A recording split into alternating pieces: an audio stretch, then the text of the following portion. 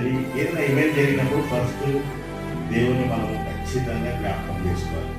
2 మాటలు మనం ఖచ్చితంగా ప్రభుని జ్ఞాపకం చేసుకుని వినాలి. అది మన వ్యక్తిగత జీవితంలో మనము వాటిని పాటించి ఆ రీతిగా జీవించడానికి ప్రయత్నం చేయాలి. అది క్రైస్తవునిగా మన ధర్మం. అది పక్కన ఉంచితే సో ప్రతి ఒక్కరికి చేరువచ్చిన ప్రతి ఒక్కరికి నూతన సంవత్సర శుభాకాంక్షలు. నూతన సంవత్సరంలో అందరం ప్రవేశించాము.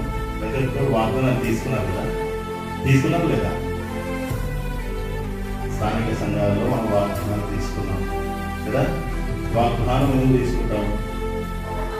సో ఆ వాగ్దానాలు మనం ప్రతి దినము ప్రార్థన, వ్యక్తిగత ప్రార్థన కానీ లేకపోతే కుటుంబ ప్రార్థన కానీ మనం వ్యక్తిగత ప్రార్థన చేసుకుంటాం. అది ఒక జస్ట్ మనకు ఒక అలవాటుగా మనకు ఉన్నటువంటి